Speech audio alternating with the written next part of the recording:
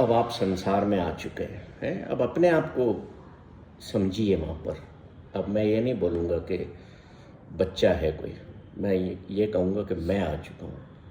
अब मैं संसार में आ गया हूँ, माँ के गर्भ से बाहर। मैं रो रहा हूँ, क्यों? क्योंकि मैं अपने अस्तित्व से, जिससे मैं कनेक्टेड था, मेरा संबंध तोड़ दिया गया। एक बड़ा इम्पोर्टेंट प्रश्न जो बच्चा पहले पूछता है माँ के गर्भ में, जो मैं बीच में बताना भूल गया था, याद आया मुझे। वो कहता है कि मैं संसार में किसी को जानता भी नहीं हूँ, मैं जिसके गर्भ में हूँ वो भी कौन है, मैं उसको भी नहीं जानता वो कौन है, तो मैं कैसे अनजान लोगों में जाऊँगा। ये प्रश्न भी बीच में वो करता है। तो ईश्वर उसको यही कहते हैं कि मैं तुझे ऐसा फरिश्ता दे रहा हूँ बच्चे, जिसकी पहचान तुझसे होगी, तू मत घबरा। तो मैं अब गर्भ से बाहर आ चुका हूँ। अब मैं कैसा हूँ? नंगा हूँ। भगवान ने कपड़े तो नहीं पहनाए गर्भ में, कपड़े ईश्वर ने नहीं बनाए। किसने बनाए? इंसान ने, सीए दर्जी ने।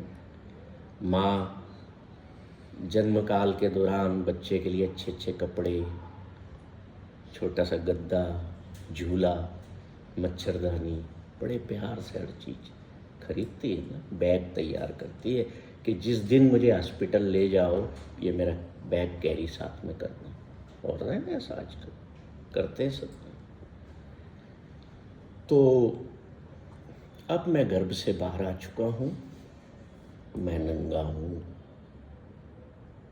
मैं अगर नंगा हूँ तो क्या मैं खूबसूरत नहीं लग रहा हूँ आपको, आपके हाथों में? बताइए। लग रहे हैं, बिल्कुल लग रहे हैं। क्या मुझ में से एक बहुत ही प्यारी सी खुशबू नहीं आ रही? कभी उस एहसास को एक्सपीरियंस किया है? आपके यहाँ किसी के यहाँ बच्चा हो या पोता पोती हो, तो जैसे ही वो पैदा हो और नर्स लाए, वो टॉवेल में लपेट के लाएगी या किसी का उस कपड़े को हटा देना और कहना कि इस फूल को मत ढक भाई, ये फूल है, it's a beautiful flower giving the birds beautiest beauty, beautiest beauty and the soothest fragrance. मुझे उसको तो देख लेंगे, क्योंकि ये ईश्वर की कनेक्टिविटी की सुंदरता है, उसी की खुशबू है जो इसमें से आ रही है। ये ठीक वैसा ही है जैसा आप बगीचे में भी जाएं, गुलाब का फूल आप देखेंगे, तोड़ेंगे, खूबसूरत है ना? कई उसको सूंघते भी हैं, आहा कितनी सुंदर खुशबू आई है, लेते हैं। अब मैं आपसे कहूँ कि फूल खिलना है, खिल रहा है, इसको कपड़े से ढक दो, ढकोगे क्या? उसकी सुंदरता को देख पाओगे? सूंघ पाओगे? उसकी खुशबू ढक दी आपने। तो संसार का जो सबसे पहला काम है दुनिया में मेरे आने के बाद क्या किया गया? मेरी सुंदरता, मेरी खुशबू को ढक दिया गया। इस काम को समझ रहे हैं आप? संसार का जो काम है। और अगर एक मैं फूल के साथ ऐसा करूं तो आप बोलोगे मूर्ख है, फूल को रुमाल में लपेट दिया, ऐसे कौन करता है? तो व्हाट द ह्यूमन बीइंग्स और the world do, they wrap you in some cloth। आपकी सुंदरता, आपकी खुशबू को ढकती है। क्यों ऐसा किया? कोई बता protect सकता? you from the ills of the world. और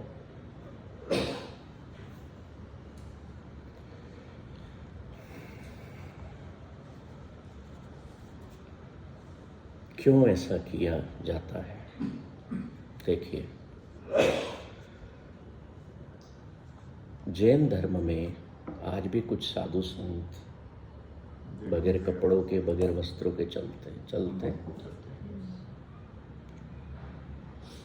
और धर्मों में कई साधु संत कम से कम वस्त्र में होते हैं। जैसे बाबा फरीद जो थे, केवल एक लंगोट छोटी सी बांधते थे। कई साधु संत लंगोट में रहते हैं, है ना? क्यों खोल दिया सब कुछ अपना?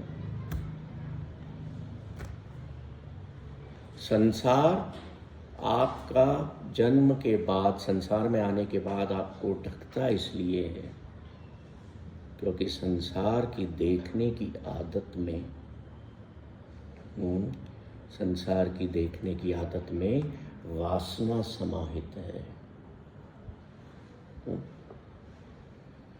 ये जो पक्षी हैं यहाँ पर, खरगोश हैं, ये क्यों नहीं अपने बच्चों को कपड़े पहनाते? क्यों नहीं खुद पहनते?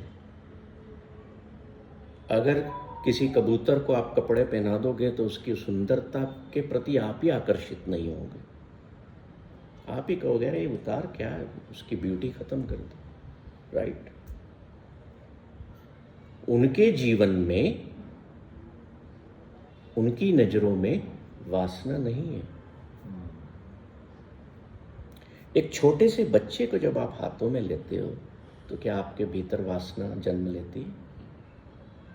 नहीं आता ना गलत भाव कोई भी। पर संसार की नजरें ऐसी, इसलिए हमें ढक दिया जाता है कि ढक दो।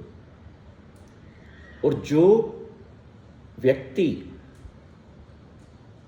अपनी जन्म काल, गर्भ काल के रहस्य को समझ लेता है, वो संसार के कपड़े उतार करके जाके फेंक देता है।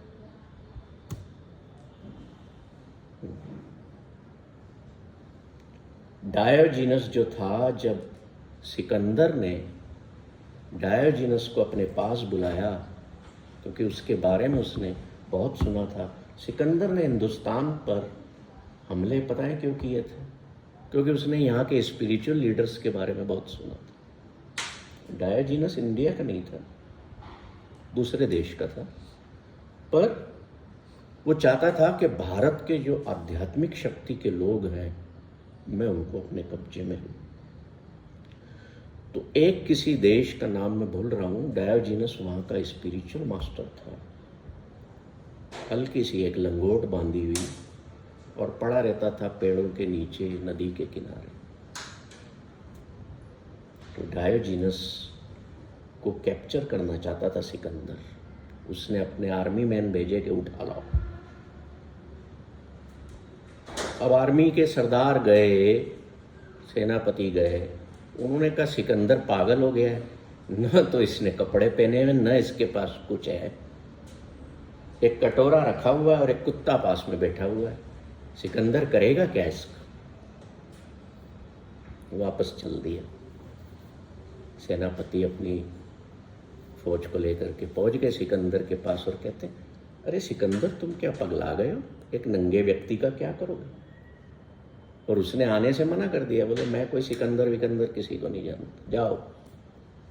दुनिया का शक्तिशाली राजा जो पूरी दुनिया जीतने निकला था, कितनी ही कंट्रीज जीत चुका था, उसको ऐसा जवाब मिला तो वो अपने अहंकार के कारण खड़ा हो गया और कहता है मैं जाता हूँ, लेके आता हूँ।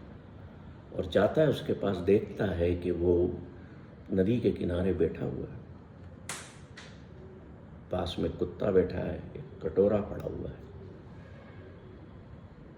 उसके बारे में बहुत सुना हुआ था, तो उसको कहता है कि चलो तुम मेरे साथ मेरे देश चलो।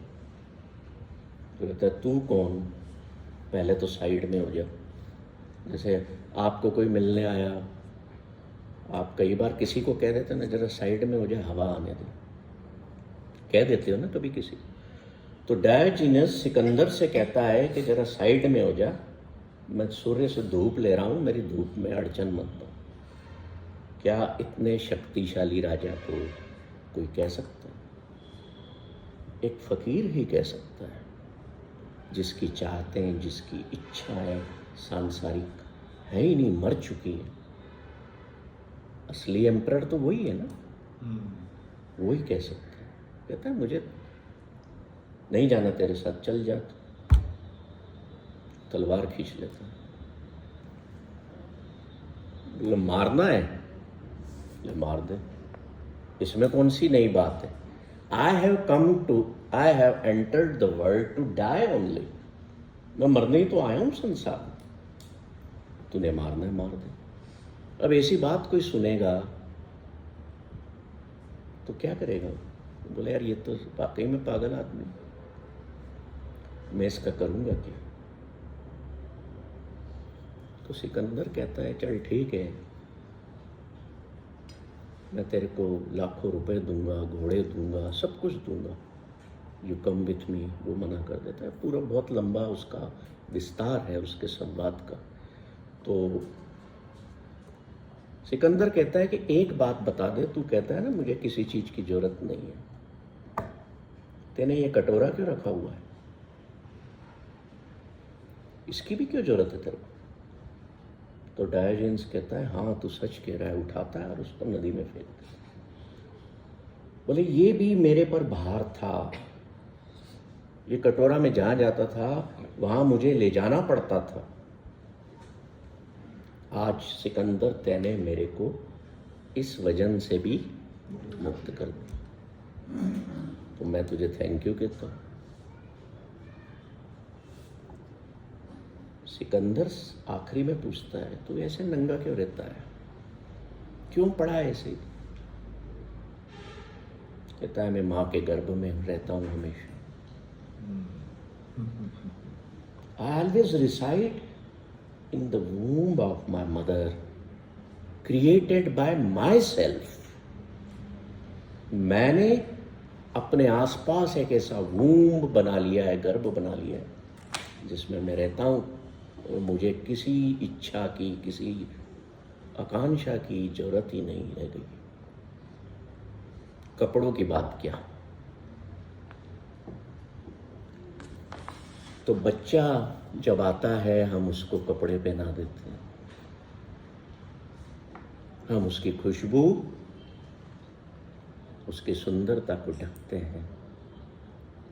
अब जो बच्चा 9 महीने तक ध्यान के क्षेत्र में से वापस आया है, हम बच्चे को क्या करते हैं, उसके विचारों को धीरे धीरे बदलते हैं, उसको माइंड देना शुरू करते हैं। हम उसकी ध्यान की जो प्रक्रिया थी उसको तोड़ना शुरू करते हैं। आपने देखा है कभी बच्चा सोया हुआ होता है, कभी मुस्कुरा देता है, कभी रो देता है, क्यों होता है ऐसा?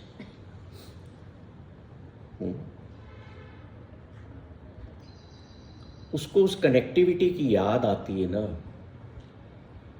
जो लाइफ फोर्स के साथ थी, और अब वो उस फरिश्ते के साथ है, तो वो लाइफ फोर्स की कनेक्टिविटी से टूटन उसको जब याद आती है तो सोए सोए थोड़ी देर के लिए, थोड़े से समय के लिए रोता है, फिर चुप हो जाता है। और कभी कभी वो हंसता भी है, मुस्कुराता भी है, वो अपने आप को फील करता है वापस उस ध्यान में, वो मुस्कुराता है। अब जो बात है फरिश्ता, ईश्वर ने उसके साथ एक फरिश्ता भेजा। वो फरिश्ता कौन है? फरिश्ता माँ है, कि माँ तेरा सारा ख्याल रखेगी, तेरे खाने पीने का, तेरे सिक्योरिटी सेफ्टी का, तुझे प्रेम देगी। जब तू उसकी गोदी में बैठेगा तो तुझे वापस माँ के गर्भ का फील मिलेगा। होता है ना। तो संसार क्या करता है? कपड़ा डाल के ढक देता है। क्या क्या ढकता है? आपकी खूबसूरती, आपके खुशबू को ढकता है, फिर संसार आगे क्या करता है। आपने जो माँ के गर्भ में उच्च ज्ञान को पाया, ईश्वर से कनेक्ट रहते हुए, उसको भी इग्नोरेंस की परतों के साथ ढकना शुरू कर देता है। वहाँ से फिर शुरुआत होती है आपकी इस, जो बुद्ध ने कहा है कि दुख का संसार है, या नानक ने कहा है जलता हुआ संसार, आपकी यात्रा की शुरुआत होती है। और आप फिर उस यात्रा में दूसरों लोगों जैसा होना शुरू हो जाता है। ये जो जन्म काल है, इसको गुरु नानक ने जीवन का पहला पहर कहा है। गुरु नानक ने कहा है कि जीवन एक रात है और रात के 4 पहर होते हैं। तो पहला पहर को उन्होंने कंपेयर किया है जन्म काल यानी कि गर्भ काल के साथ। अब हम अगले सेशन में हम दूसरे पहर की बात करेंगे, बचपन की, कि वहाँ क्या क्या होता है। इस गर्भ काल के दौरान जो हमने अपने साथ कैरी किया, संसार में आए, जिस तरह के माँ बाप हमें मिले, या जैसा हमारा स्वभाव निर्मित हुआ, वो हमारी माँ की या पिता की 9 महीने की जो हमारे साथ यात्रा थी, उस पर बहुत ज़्यादा निर्भर रहा। अब देखिए,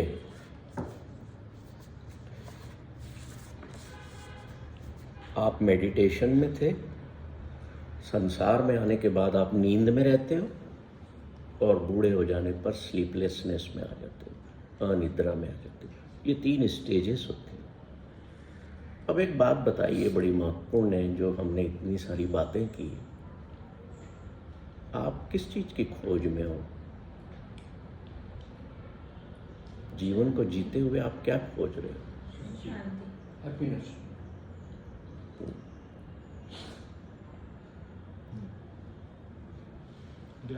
कंफर्ट सोचते हैं, कंफर्ट के लिए जीते हैं, इसका शांति के लिए कौन जीता है? शांति के लिए कौन जीता है? कंफर्ट के लिए। कंफर्ट बोले तो सुविधाएं, सुविधा से शांति मिलेगी आपको, ये आप कह रहे हैं? नहीं, मेरा कहना मतलब है कि संसार आज की तारीख में बाहरी सुख को सब समझता है। आदमी की पहचान, आदमी की समझ, लोग पैसे के स्टेटस है, काउंट होती है। शांति जिसके पास है उसको पैसे की जरूरत नहीं है। गरीब लोग ज़्यादा सुखी हैं हमसे। हर जितने फेस्टिवल है वो गरीब लोग ज़्यादा हमसे एंजॉय कर रहे हैं। हम दिखाने में मर जाते हैं। तो सुख है कहाँ? अपनी इच्छाएं सीमित हो जाए, क्या वो होती? कोशिश की जाती है तो होती है। बहुत तकलीफ कोशिश वाला करता काम। आदमी, बट नहीं होती। ध्यान लगाना, मतलब बोलते ना पहले मरण कपूर, जीवन की सजा। बोलने में सुनने में अच्छा लगा पर बहुत मुश्किल होता है। क्यों मुश्किल है?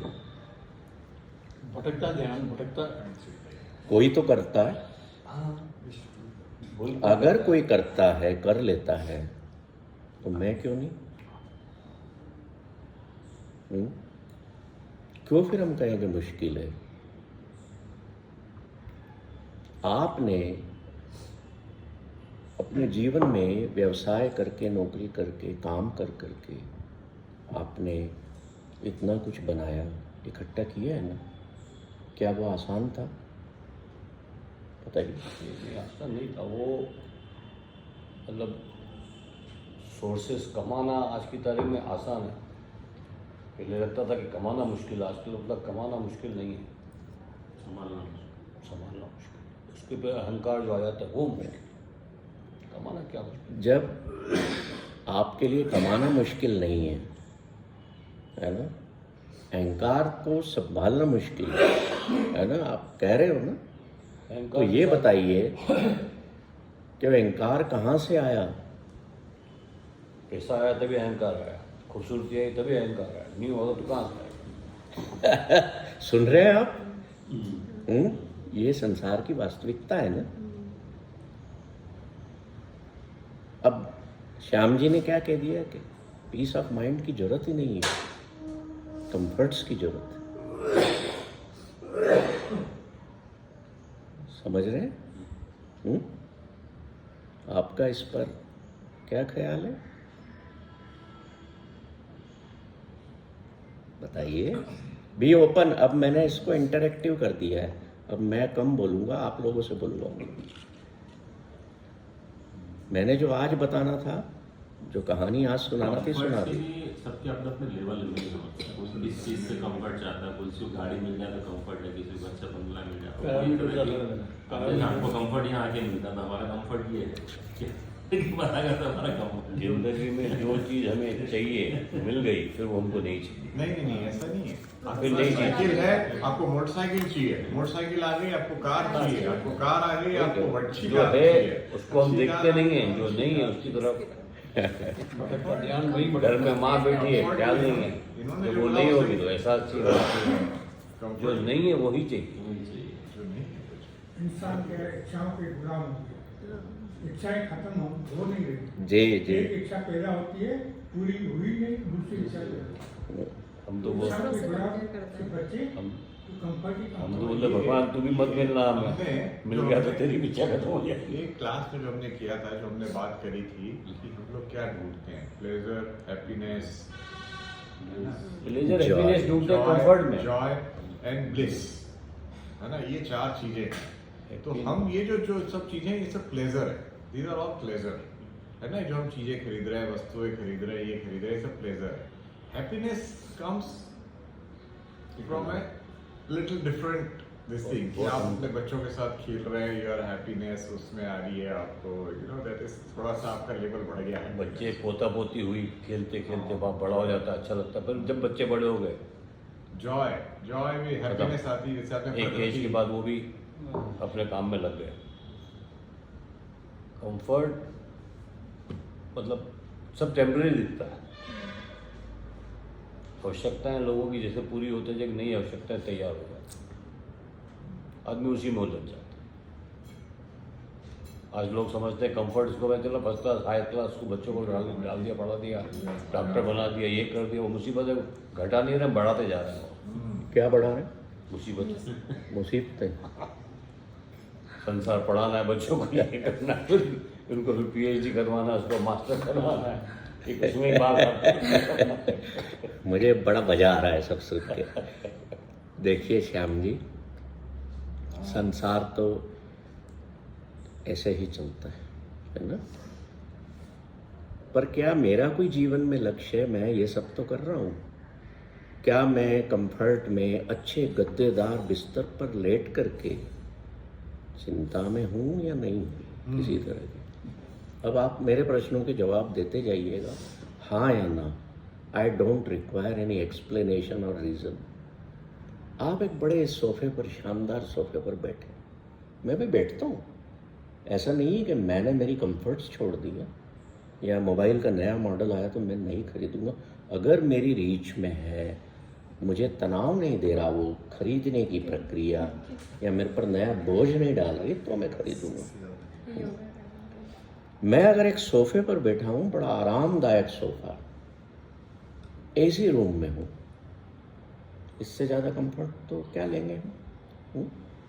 I can travel in airplane, I can travel in first class और सेकंड क्लास AC इन ट्रेन। हाँ, मैं बढ़िया ब्रांड के कपड़े पहन सकता हूँ, मैं अच्छी बड़ी कार में चल रहा हूँ, राइट। मेरे घर में नौकर चाकर हैं, मेरी आवाज़ लगाने पर मेरे को हर चीज़ ला देते हैं, यही कंफर्ट्स हैं, ठीक है। पर प्रश्न ये है कि इन कंफर्ट्स के दौरान क्या मैं वाकई में सुखी हूँ? जो जीवन का, जो वाकई में जो रियल सुख है, उसको मैंने महसूस किया, पाया, या मैं इन्हीं में ढूंढता रहा। मैंने शायद कहीं यहाँ या कहीं और एक एग्जाम्पल दिया था, सुनना। अभी मुकेश अंबानी के बच्चे की मैरिज हुई, कितना रुपया लगाया उन्होंने? 5,000 करोड़ ऐसा कहते हैं। मैंने उनके खाते वही नहीं देखे हैं, पेपर वो पढ़ा है तो बता रहा हूँ। लगाया ना, है ना धन अपार। उनने कमाया या ईश्वर ने उनका कर्म बनाया, जो मर्जी कह लो। पर इतना धन होने के बावजूद जो उस बच्चे को, उनके बेटे को बीमारी है, वो ठीक कर पाएगी? आज वो हिंदुस्तान में 8 महीने से शादी के कार्यक्रम चला रहे हैं उसमें। अब उन्होंने लंदन में सबसे बड़ा दुनिया का होटल बुक किया पूरा 1.5 महीने के लिए, क्या माँ सेलिब्रेट करेंगे। पर दिल में वो दर्द एक है ना कि मैं अपने बच्चे का इलाज नहीं करा पा। क्यों इतने सुख दे रहा है वो, उसको क्यों इतनी फीलिंग्स दे रहा है? क्योंकि द बेसिक रीजन वो अंदर जानता है कि some day I may lose my सन, तो जितना मैं उसको खुशी दे सकता हूँ दूँ। पर क्या वो जो धन मैंने कमाया, मेरे पास अथाह है, वो मेरे बच्चे को ठीक कर पा रहा है? अगर नहीं कर पा रहा है तो मैं फिर एक अच्छे बिस्तर पर लेटे हुए भी सुखी कहाँ हूँ?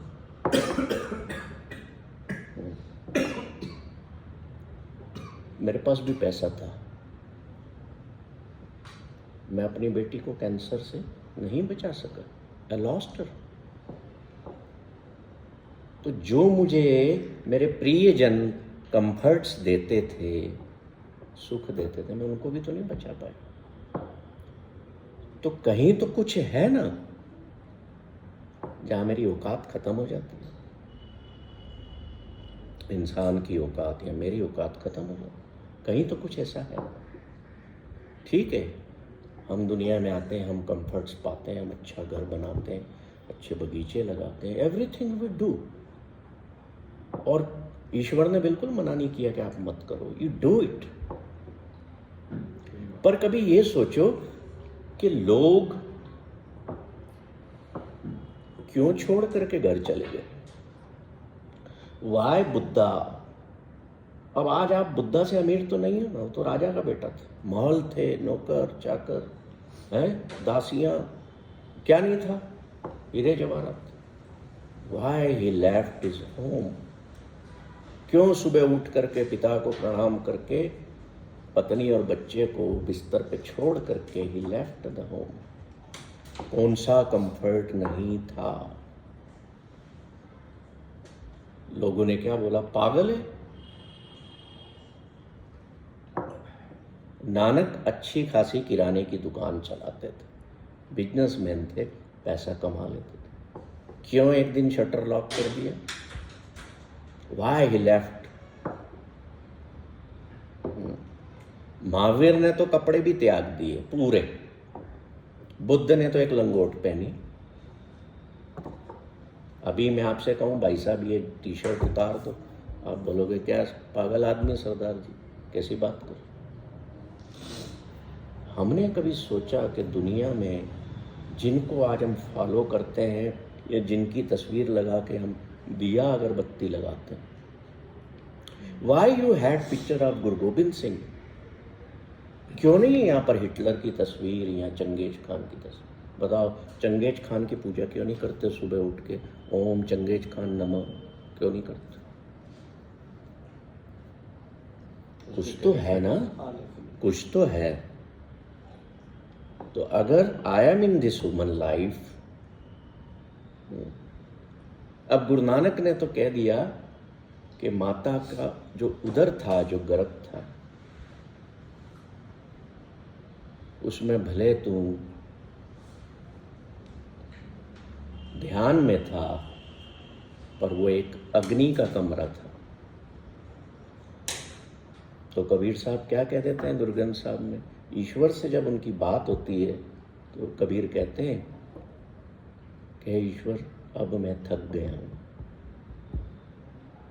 मैं अब माँ के गर्भ में बार बार आना, इस संसार में जलना और फिर आखिरी में जाके लकड़ियों में जलना। I don't want to come again. एक भी ईश्वर का अवतार या मैसेंजर दुनिया में आया हो, आप बता दो, जो वो कंफर्ट्स में रहा हो और उससे बड़े दुख किसी इंसान ने सहे हो। बिल्कुल नहीं। गुरु अर्जन देव जी को तत्ती तवी पर बिठा दिया। Did he complain to God? No. क्या जरूरत थी उस समय में गुरु नानक को पूरी दुनिया का चक्कर लगाया 27,500 मील पैदल चलकर? क्यों भाई, तू आराम से घर पे बैठ के खाना, पत्नी है, बच्चे हैं। 3 महीने के बच्चे को छोड़ के गए और बच्चे से कब मिले? जब वो 30 वर्ष का हो गया श्री चंद जी। और मिले भी कैसे? कि 2 ईश्वर के बंदे मिल रहे हैं। That's we are indulge in the worldly materials and worldly relations. सोचिए कभी कि मेरे अच्छे सोफे पर बैठे हुए या मेरे आराम के पलों में या 5 स्टार 7 स्टार 4 स्टार होटल में मजे करते हुए क्या मेरे जो अंदर में दुख मौजूद है वो कम हुए कि नहीं हुए? मैं 10 दिन जाके मसूरी गया, 7 स्टार में मैं रह आया, पर क्या जो इनर पीस थी, संसार में तो पीस नहीं है। इन्होंने सही कहा है, संसार में शांति कहाँ है? अभी भी कई कंट्रीज में युद्ध चल रहा है, कई धर्मों में युद्ध चल रहे हैं, मारकाट कर रहे हैं। बांग्लादेश में क्या हो रहा है? दूसरे धर्म के लोगों के रेप हो रहे हैं, बच्चियों के जला रहे हैं, कहीं और कुछ हो रहा है, कहीं और कुछ। The world is not meant for peace, but the peace can manifest through us. वो हमारे में से प्रकट हो। कहते हैं ना, ये बंदा बड़ा शांत दिखता है मुझे, हमेशा मुस्कुराता हूँ। क्यों भाई, मैं क्यों ऐसा नहीं हो सकता? Why can't be I become Buddha? क्यों मैं क्यों नहीं बन सकता? गुरु नानक ने क्या किया? गुरु नानक ने यही किया कि चलो तुमको ना अब बुद्ध जैसे या महावीर जैसे घर छोड़ के जाने की जरूरत नहीं। यू डू मैरिज, तुम घर में रहो, शादी ब्याह करो, बच्चों में रहो, but always remember your call. उनके बीच में रहते हुए अपने कॉल को याद रखो।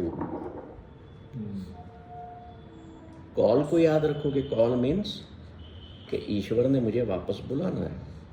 आई am impermanent here in this world. वो अगर याद है आपको, तो जितनी चिंताएं हैं, दुख तकलीफें भीतर भी हैं, वो कहेगी यार ये मेरे काम के नहीं है, मैं इनसे निपट नहीं सकता, छोड़ो मैं। अगर मेरे बेटे को कोई समस्या है तो उस समस्या को मैं कोशिश कर सकता हूँ कि मैं मेरे सारे तरीके के फोर्सेस यूज़ करके मैं ठीक करूँ, but ultimately that is also in not my hands, क्योंकि मैं करता नहीं हूँ। I am not the doer. मैं जो पा रहा हूँ वो अगर मेरा अहंकार बढ़ा रहा है तो फिर वो पाना नहीं हुआ, वो तो छीनना हो गया। समझना इस पर। मेरे अगर बैंक बैलेंसेस बढ़ रहे हैं, मेरी हर चीज में तरक्की हो रही है, अगर उससे मेरी ईगो बढ़ रही है, आपके कंफर्ट्स बढ़ रहे हैं, है ना, तो अच्छाई बढ़ रही है ना कंफर्ट्स में। पीछे दुख भी बढ़ रहा है ना। तो पीछे अगर अहंकार भी बढ़ रहा है तो बुराई भी बढ़ा रहे हो आप साथ में, तो दुख तो क्रिएट होंगे। Means you your self is the owner and creator of दुख। दूसरों पर हम दोष क्यों दें? सब बात सफल जीवन वो ही है कि मैं अगर ईश्वर की कृपा से मोस्ट कंफर्टेबल पोजीशन में हूँ तो फिर मेरे भीतर ना कोई दुख नहीं होना चाहिए, तो वो कंफर्टेबल है। अन्यथा शरीर का क्या है, शरीर को जितने मर्जी कंफर्ट दे दो, जब मर जाओगे ना, श्वास छूट जाएंगे ना, तो आपको कोई बिस्तर भी नसीब नहीं होगा, ज़मीन पर लेटा देंगे। जो आपके प्रियजन है ना, जो प्रेम करते हैं, वो आधा घंटा भी नहीं बोलेंगे उठाओ। चुप के ले जा, उन्हें बदबू मारूंगा, भूत है। तो कबीर कहते हैं मुझे अब जन्म काल और जीवन काल दोनों नहीं चाहिए। कितनी ऊंची पदवी पर थे कबीर साहब, और घर में न बेटा सुनता था न पत्नी लोई सुनती थी, दोनों ही गाली देते थे कि किस पागलपन में जी रहा है। जब आपको घर पर गालियां पड़ना शुरू हो जाए ना, तब आप समझ लेना कि आप अपने आंतरिक जीवन की तरक्की के मोड में एंटर हो चुके। हम तो 30 साल पहले ही हो गए। ध्यान रखना इस पर। जैसे जैसे आप सांसारिक विधान से, सांसारिक गतिविधियों से, सांसारिकता से दूर होना शुरू करोगे, संसार आपको गाली देना शुरू। और जब आपकी आंतरिक तरक्की अच्छी हो गई तो आपका समाज आपको पागल करार दे देगा। क्यों? क्योंकि अब आप समाज के तल से ऊपर उठ गए हो। जब आप समाज के तल से ऊपर उठ जाओगे ना, तो आपको कोई स्वीकार घर वाले भी नहीं करेंगे। इसलिए कबीर को पत्नी से गालियां भी पड़ती थी, सुकरात को पड़ती थी। हम कंफर्ट्स में रहें, सब कुछ खाओ पियो, मौज करो। इसी के लिए दुनिया में ईश्वर ने भेजा, छुट्टी दी है थोड़े टाइम कि जा भैया श्याम भाई, जाओ दुनिया में, छुट्टी दे रहा हूँ, मजे करके जी के आओ, मजे करके आओ। पर उस मजे में एक ध्यान रखना कि स्वयं के लिए और अपने आसपास के संसार के लिए दुख क्रिएट मत करना। नहीं तो फिर जितने कंफर्ट्स हैं ना, कोई काम के नहीं है। पंजाबी में कहते हैं कोड्डी कम देने। राल बुल सुधारो। मेरे पिता कहा करते थे, भावें सोने दे बिस्तर ला लै, जे दिल च दुख ही ना, ते तेरी कंफर्ट्स दी सेज भी कंडिया दी सेज ही है। सही है। जे रात को नींद चैन की नहीं है, तो भाई साहब वो कंफर्ट्स मेरे किस काम। चलाओ आप मर्सिडीज कार और मन में ख्याल आ रहे हैं यार तंग आ गए, सोसाइटी कर लो, तो क्या फ़ायदा आपने मर्सिडीज कार कमा के पाया और सोचते है ना। अभी ये गड़बड़ी पुल के नीचे 3-4 साल पहले कोविड के जस्ट बाद मर्सिडीज कार में हस्बैंड वाइफ ने आग लगा के सुसाइड कर लिया। 4-6 साल पहले की बात है, यहीं पर इस पुल के नीचे। तो what we are moving, on which way we are moving, this human life is most precious. Don't let it allow to go in vain. अगर आपके परिवार के लोग, आपकी ज्ञान की पुस्तकें, आपके ज्ञान के गुरु, आपके दोस्त मित्र भी आपके जीवन में आपकी आंतरिक तरक्की नहीं होने दे रहे, तो वो सब आपके जीवन में बेकार है। चाहे उनसे आप प्रेम करते हो, जो भी करते हो, जिनके लिए आप दिन रात चिंता करते हो, जिनके लिए अपने प्रियजनों के लिए अगर आप अपने हार्ट के ऑपरेशन भी करवा लेते हो, चिंता कर करके, ब्लॉकेज कर करके, और वही प्रियजन अगर आपकी आत्मिक तरक्की में बाधक हैं, तो आपके किसी काम के नहीं, वो बेकार हैं। उनके बीच में रहते हुए उनका त्याग कर दो। क्या समझे? डिटैचमेंट, दूर हो जाओ। रहना शरीर उपस्थित हो, पर मन और आत्मा वापस उस जन्म काल के गर्भ में एंटर हो जाए। जो हमने कंपैशन में सीखा था वही। क्यों? कई ऐसे लोग दुनिया में कपड़े भी फेंक कर गुफा में एंटर हो जाते हैं, कई लोग भोरे में एंटर हो जाते हैं, धरती के गर्भ में नीचे कमरा बना करके उसमें सालों साल बिता देते हैं। क्यों? देखा है ना, गुरु तेग बहादुर जी ने 17 साल गर्भ में अच्छा, बिताए। उनकी पत्नी नीचे उतरकर दरवाजे पर थाली रख देती थी, स्नान करने के लिए बाल्टी का पानी रख देती थी। He didn't came for 17 years out of that गर्भ। क्यों? क्यों? आज इनको तो जरूरत नहीं है पीस ऑफ माइंड की। He needs comfort, that's also okay, no problem. Why you are in search of peace of mind?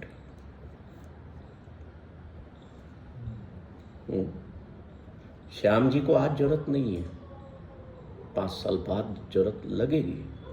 क्या बहुत हुआ, बहुत मगजमारी, धंधा भी मगजमारी, परिवार भी मगजमारी, सारा कुछ माथा फोड़ी। मुझे ना, अब मुझे कुछ ऐसा चाहिए जो सुकून दे। आएगा वो समय, अगर अभी नहीं आया तो वो समय आएगा। हर के जीवन में आता है, सभी के। क्यों आता है? आप देखना, कोई इतनी उम्र के बच्चे भी जो है ना मेरे यहाँ आते हैं, दे आर हाईली सेंसिटिविटी, इतने सेंसिटिव हैं। अभी से इस उम्र में दुनिया की जो सो कॉल्ड मटेरियल्स हैं, इनसे दूर हो गए। क्यों? कहीं हम सुनते ना कि वो जैन धर्म में एक बच्चे, छोटे से बच्चे ने दीक्षा ले ली, सब कुछ त्याग दिया। वाह? बिकॉज अब ये सारे लोग जो हैं कपड़े भी त्याग करके, सब कुछ छोड़ करके कई गुफाओं में, पहाड़ों में चले जाते हैं। क्यों? इसलिए क्योंकि जो पीस ऑफ माइंड उनके गर्भ काल में था, जन्म काल में, उसको वो बेस्ट मानते हैं और उसको वो वापस पाना चाहते हैं। दे डोंट रिकॉग्नाइज द जीवन काल to spend in such nonsense of the world. हालांकि संसार की ये बनाई हुई नॉनसेंस भी ईश्वर की है। ईश्वर बड़ा भी है तो सूक्ष्म भी बहुत है ना?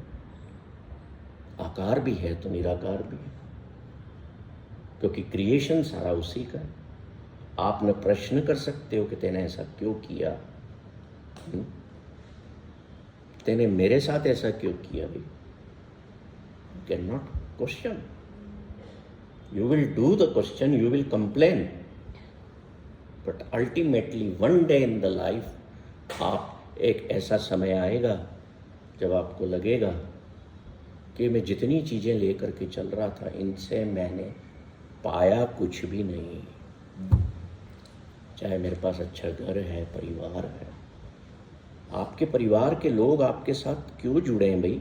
आप अगर 2 बच्चों के पिता हो, रमेश और सुंदर के, तो why did not you become the father of Suresh और महेश, जो पड़ोसी के यहाँ पैदा हुए? वो आपके यहाँ पैदा क्यों नहीं हुए? आपके यहाँ ये 2 क्यों पैदा हुए? Are you getting my point sir? क्यों? क्या नाम है पत्नी का? मीना। क्यों मीना जी से ही आपकी शादी हुई? क्यों और किसी शालिनी या और किसी से? चलो आप कहोगे नाम में अभी शालिनी कर देते, but my sense of saying is कि वो पर्टिकुलर सोल ही आपके जीवन में क्यों आई? वो बच्चे ही आपके जीवन में क्यों हैं? अब आपने उत्तर दिया कि प्रारब्ध के हिसाब से आए हैं। यू नो दैट थिंग तो why not you are applying that thing in your own life. वही फॉलो कर लूँ। आप अगर जानते हैं, मान लो ये एक कारण आपने बताया, इसके बहुत सारे कारण कि चलो मैंने मान लिया कि प्रारब्ध के कर्म पूरे करने हैं। जब आप ये जानते ही हो तो फिर आप उनके साथ मोह में क्यों पड़ जाते हो? क्यों नहीं प्रेम में पड़ते? मोह में पड़ते हो इसलिए तो दुख पाते हो। इसलिए तो गर्भकाल में वो बच्चा कह रहा है ना कि मुझे संसार में नहीं जाना, क्योंकि वहाँ पर मोह ही मोह है, वहाँ प्रेम है ही नहीं। नहीं, मोह प्रेम में फर्क है। जी, वो बच्चा पूछ रहा है ना, ईश्वर से कह रहा है। तो ईश्वर क्या कहते हैं, मेरा जो फरिश्ता है ना वो तेरे को प्रेम देगा, वहाँ मोह नहीं हो। माँ अगर अपने बच्चे को खोती है ना तो कुछ समय के लिए रोती है। ये मैंने जीवन में अनुभव लिए हैं कई जगह। कोई अपने प्रियजनों को खो देते हैं ना, बच्चों को खास कर, तो वो पता नहीं क्यों मुझे बुलाता है, माँ रोती है। ये हमारा इंसानी स्वभाव है कि हम दुख में रोते भी हैं। पर पिता से पहले ध्यान देना इस बात पर, माँ पहले संभल जाती है। माँ पहले स्ट्रांग होके बाहर आती है और वो अपने हस्बैंड को भी स्ट्रेंथ देती है कि अरे छोड़ो, हो गया ना, ईश्वर और देगा। बोलती है कि नहीं? क्यों माँ संभल गई पहले? क्योंकि माँ प्रेम में थी, पिता मोह में था। प्रेम शुद्ध है, प्रेम सत्य को स्वीकार करता है। जहाँ सत्य आ जाता है ना वहाँ प्रेम बसता है। जहाँ हम सत्य के आगे हम स्वीकार नहीं करते, हम असत्य की चादर लगा देते हैं, पर्दा टांग देते हैं, जैसे आप झूठ का कपड़ा डालते हैं। उस बच्चे का माँ के पेट से आने के बाद जो नंगापन है वो सत्य है। आपने झूठ का कपड़ा डाला कि नहीं डाला ना। ऐसे ही हम मोह में आकर के इग्नोरेंस के पर्दे लगा देते हैं। ज्ञान होते हुए भी है, ज्ञान इनके पास, पर हमने क्या किया, द लेयर्स ऑफ इग्नोरेंस जो है उनको ज्यादा तवज्जो दे दी और हम फिर दुख पाते हैं। उन्हीं अपनों से हम दुख पाते हैं, जिन अपनों को हमने अपना बनाया काहे के लिए? सुख पाने के लिए। और आपको कोई दूसरा बाहर का व्यक्ति दुख नहीं देगा। ये दुख देते हैं क्या? कि घर से ही दुख पैदा होगा आपके लिए। दुख अपनों से ही है, वहीं से आता है। उस दुख को समझो। वो दुख की जो पीड़ा है वो मेरे अच्छे गद्देदार पलंग पर लेटने पर जब मैं नींद में जाऊं वो नहीं होना चाहिए। तब असली कंफर्ट में आप हो। Otherwise you are just giving the comforts to your body. और शरीर को दी जाने वाली कंफर्ट का मैं विरोधी नहीं हूँ। मैं भी अच्छी ब्रांड्स पहनता हूँ, मैं भी एंजॉय करता हूँ, है? पर मुझे ये याद रखना है कि मेरी नींद में जब 8 घंटे सोता हूँ तो मुझे कोई चिंता नहीं होना चाहिए, मुझे खलल नहीं चाहिए। दैट इज़ रियल नींद। और वो नींद फिर क्या होता है, जब ऐसी नींद आप लेते हो, दैट नींद बिकम्स योर मेडिटेशन, राइट? तो हमें अपनी नींद को मेडिटेशन बनाना है। इसीलिए वो सारे लोग जो गुफा में जाते हैं ना, वो वापस गर्भकाल के मेडिटेशन में जुड़ते हैं। जो कपड़े नहीं पहन रहे हैं, जिन्होंने संसार का सब कुछ त्याग दिया है। अभी मैं एक वीडियो देख रहा था, एक संत का, नागा महाराज का एक मीडिया कर्मी, आपने भी देखा हो शायद, वो इंटरव्यू कर रही है। वो उसको कहती है आप नागा महाराज हो पर आपने तो ये लंगोट लपेट रखी है। वो बाबा मस्त तो लंगोट उतार के फेंक देता। मीडिया कर्मी भागती, अरे क्या कर रहे हो? नहीं देखा कभी, मेरे सामने आया था, I will send it. That is real comfort.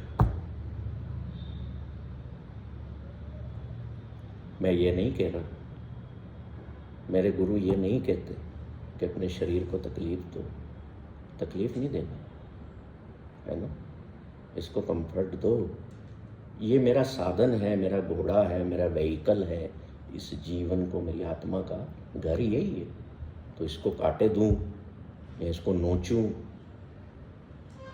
कि नहीं भाई मुझे कंफर्ट नहीं देना है, वैसा नहीं है। इसको अच्छे से साफ सुथरा रखना है, नहलाना है, खुशबूदार साबुन लगाना है। मुझे परसों कोई, मैंने केश धोए तो परसों घर पे वो पूछता है कि आपने कौन सा शैम्पू लगाया, बड़ी खुशबू आ रही। We have to enjoy that fragrance. शरीर को कष्ट नहीं देना, अच्छा खाना दो ना, कौन मना कर रहा है। But keep in your mind कि मैंने आज मेरी आत्मा को, मेरी सोल को अच्छा भोजन दिया कि नहीं। तो फिर जब सोओगे ना तब मस्त नींद आएगी, गोलियां बंद हो जाएंगी, बीपी लेवल नॉर्मल हो जाएंगे, इंसुलिन शरीर में बनना शुरू हो जाएगी। ये चमत्कार होते हुए मैंने देखे हैं, इसलिए बोल रहा हूँ। मैं कोई फिलोसॉफी बात नहीं कर रहा हूँ, ऐसी बात नहीं कर रहा हूँ जो दुनिया में नहीं हुई। तो आज का हमारी इस एजुकेटिव क्लास का जो सारांश है, जो हमने सीखा, वो ये सीखा है कि मेरा जो जीवन गर्भकाल में था वो बेस्ट था, और मुझे वापस उस वूम्ब को अपने चारों ओर बनाना है, क्रिएट करना है।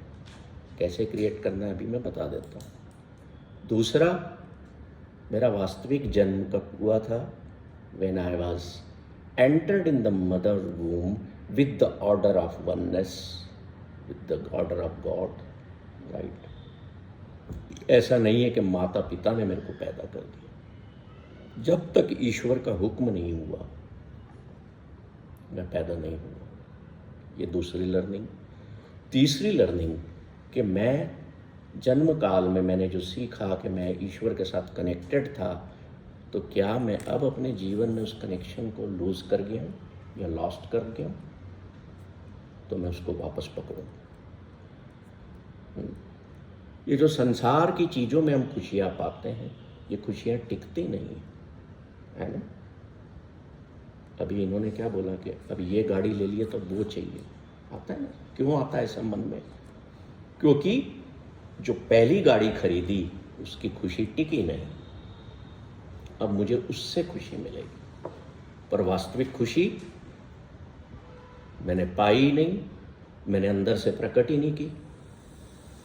तो क्या होता कि अभी तक बड़ी गाड़ी चला रहा था, खर्चे ज़्यादा कर रहा था, वो यार जरूरत ही नहीं है, छोटी पे आ गया। उसमें कंफर्ट भी है, मेरी पार्किंग भी जल्दी होती है, मैं छावनी में भी घुस जाऊं तो आराम से निकल जाऊं।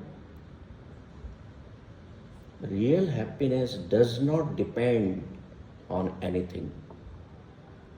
एब्सोल्यूट हैप्पीनेस दुनिया की किसी भी न वस्तु पर न किसी प्राणी पर निर्भर करती है, मतलब नहीं करती।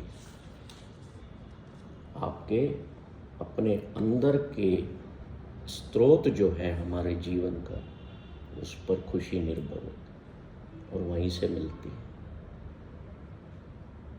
जो आप इकट्ठा कर रहे हो, मैं कौन होता हूँ रोकने वाला? करो, खूब प्रॉपर्टियां बनाओ, खूब प्लॉट लो, बट ये याद रखो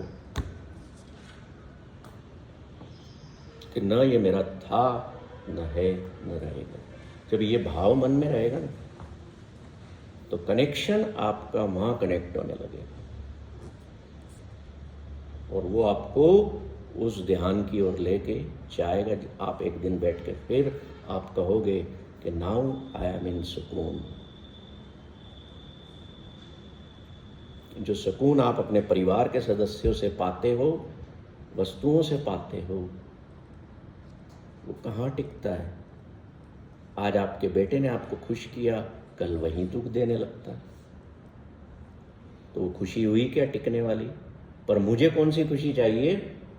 जो टिके, जो वास्तविक हो।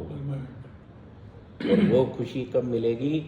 When I return back to while living this life, yet alive, I kill myself, I die मतलब मैं अपने उस माइंड को मार दूं, उस मन को किल कर दूं जो मुझे संसार की बाहरी चीज़ों में मोह करने को मजबूर कर देता। अगली क्लास में अब हम वो दूसरे पहर पर बात करेंगे कि बच्चा जब माँ के गर्भ से बाहर आ करके उसका जीवन बचपन का कैसा होता है, ठीक है, वो स्टोरी आपको। तो आप सबका बहुत बहुत शुक्रिया। शुक्रिया साहब आपका।